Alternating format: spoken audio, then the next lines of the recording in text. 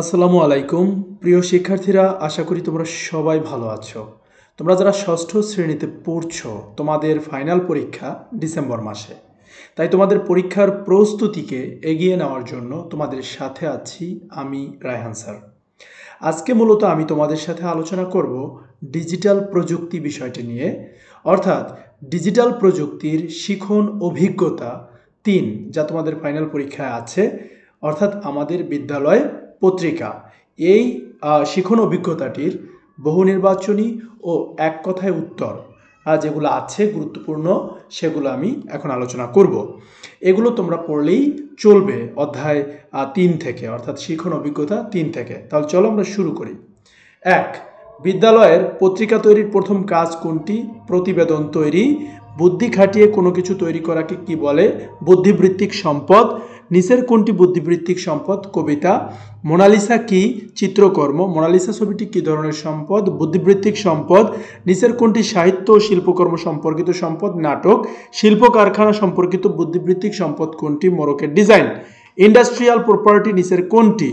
এটা হলো ৮ নম্বর, কোম্পানির লোগো। বৈজ্ঞানিক উদ্ভাবন নিচের কোনটি? বিদ্যুতের আবিষ্কার। নিচের কোনটি বৈজ্ঞানিক উদ্ভাবন? করোনার টিকা। স্বত্বাধিকারী কে? স্বত্বাধিকারী হচ্ছে বুদ্ধিবৃত্তিক সম্পদের মালিক। কখন বুদ্ধিবৃত্তিক সম্পদের সুরক্ষা করা যাবে? যখন সম্পদটি প্রকাশ করা হবে। তারপরে দেখো ১৩ নম্বরে, কিভাবে বুদ্ধিবৃত্তিক সম্পদ রেজিস্ট্রি করা যায়? কপিরাইট আইনের আওতায়। প্রতিবেদনে অন্য কারো কবিতা লিখলে কার নাম উল্লেখ করে দিতে হয়? কবির নাম। কারো গান, লেখা, কবিতা, ছবি ইত্যাদি ব্যবহার করতে তার কি নিতে হবে? অনুমতি। কোনো খেলা খেলার সময় কি বজায় রেখে খেলতে হবে? সম্মান ও শৃঙ্খলা। অন্যের সৃষ্ট তথ্য ব্যবহারের সময় সেই ব্যক্তি বা প্রতিষ্ঠানের কি ব্যবহার করা গুরুত্বপূর্ণ? নাম। কারো লেখা, গান, কবিতা লেখা ইত্যাদি ব্যবহারের সময় কি করতে হবে? অনুমতি নিতে হবে। বই কি ধরনের সম্পদ? বুদ্ধিবৃত্তিক সম্পদ। বাংলাদেশের পাট কি ধরনের সম্পদ? ভৌগোলিক সম্পদ। পণ্য তৈরির গোপন প্রক্রিয়া কি ধরনের সম্পদ? শিল্প কারখানা সম্পর্কিত সম্পদ। বুদ্ধিবৃত্তিক সম্পদের মালিককে কি বলে? স্বত্বাধিকারী। কোনো কপিরাইট করা কাজকে কে ব্যবহার করবে তা ঠিক করেন কে? স্বত্বাধিকারী। ২৪/২৫, প্রকাশিত না হলে কোনো কাজ কোথায় মূল্য যোগ করতে পারে না? অর্থনীতিতে। বুদ্ধিবৃত্তিক সম্পদের সুরক্ষার জন্য কি করতে হবে? প্রকাশ করতে হবে।